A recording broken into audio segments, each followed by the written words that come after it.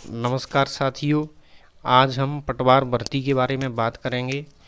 जो विद्यार्थी पटवार भर्ती की तैयारी कर रहे हैं, ये वीडियो उनके लिए काफ़ी उपयोगी होगा।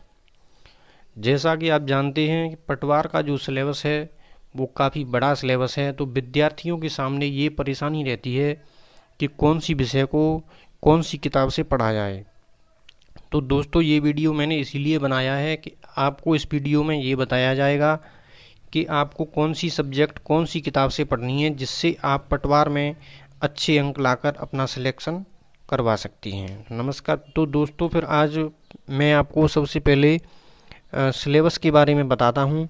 सिलेबस जैसा कि आप सबको पता ही होगा कि 5 पार्ट में डिवाइड है, जिसमें पहले पार्ट में general science, history, polity and geography of India, general knowledge, current affairs का पार्ट है। इसके दोस्तों 38 क्वेश्चन आपको पेपर में मिलेंगे।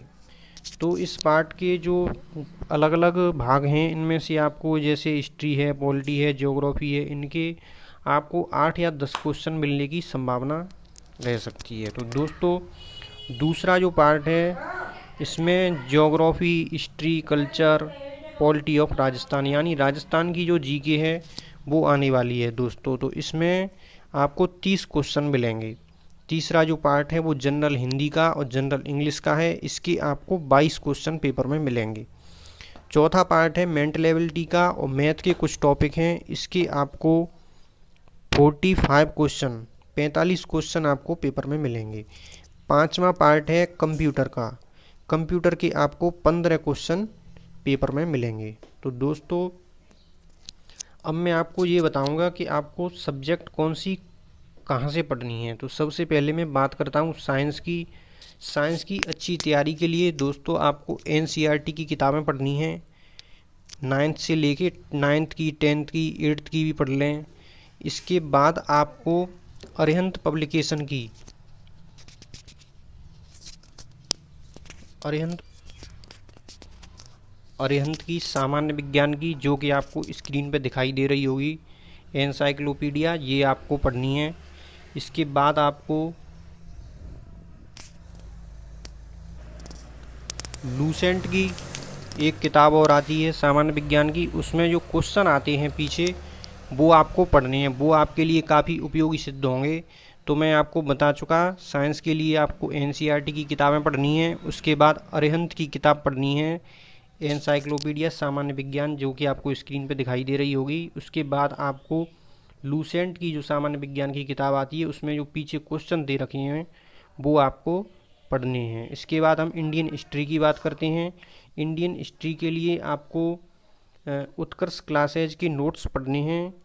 उसके बाद जो आपको स्क्रीन पर किताब दिखाई दे रही है, एनसीईआरटी भारतीय इतिहास, ये दृष्टि की किताब है, ये आपको पढ़नी है। ये आपके लिए काफ़ी उपयोगी सिद्ध होगी। और आपको उत्कर्ष क्लासेज के जो नोट्स हैं हिस्ट्री के, वो पढ़ने हैं। और पॉलिटी के लिए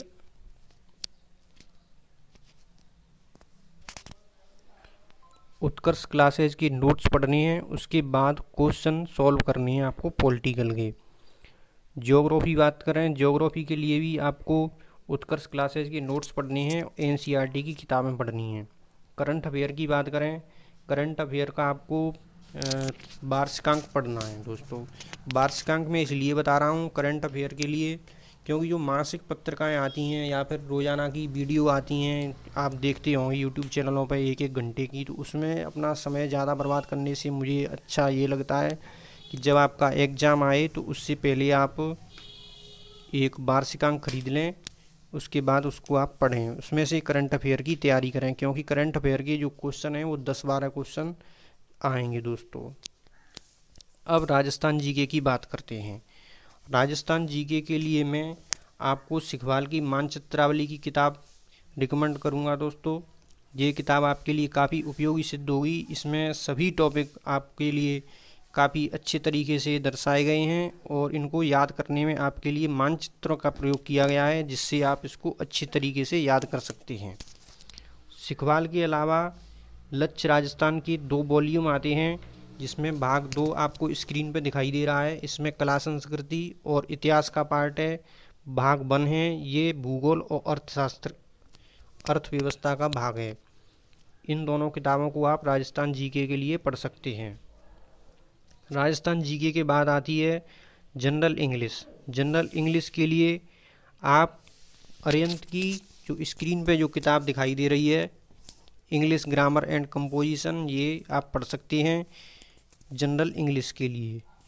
अब बात आती है जनरल हिंदी के लिए। जनरल हिंदी के लिए आप एक एनसीईआरटी की किताब आती है 6 से 12 वाली, वो पढ़ सकते हैं। उसके अलावा लूसेंट हिंदी की किताब आती है, वो आप पढ़ सकते हैं, जो आपको स्क्रीन पे दिखाई दे रही है। 6 से 12 वाली जो किताब है उसमें थोड़ी बहुत गलतियाँ भी दे रखी हैं, इनको आप देख सकते हैं।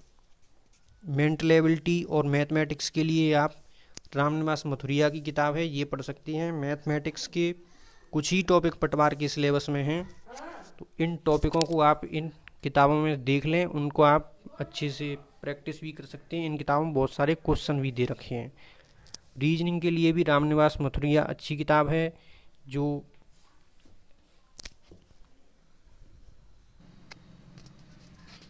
रीजनिंग के लिए आप ये पढ़ लें रामनिवास मथुरिया वाली किताब, ये आपके लिए काफ़ी उपयोगी सिद्ध होगी।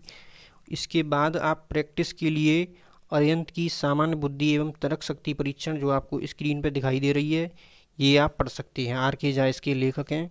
इसमें क्वेश्चन बहुत सारे दे रखे हैं, टॉपिक वाइज दे रखे हैं, इनको आप सॉल्व कर लें। इसके बाद बात आती है कंप्यूटर की। कंप्यूटर के लिए लूसेंट की किताब पढ़ लें, एक किरण पब्लिकेशन की आती है, इसको आप पढ़ लें।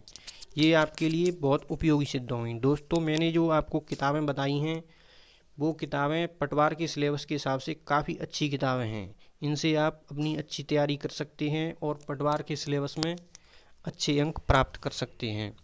दोस्तों, अगर आप किसी अन्य प्रतियोगी परीक्षा के बारे में, किताबों के बारे में जानना चाहते हैं तो कमेंट बॉक्स में लिखें आप किस भर्ती परीक्षा के बारे में किताब जानना चाहते हैं। चैनल को सब्सक्राइब जरूर करें। धन्यवाद।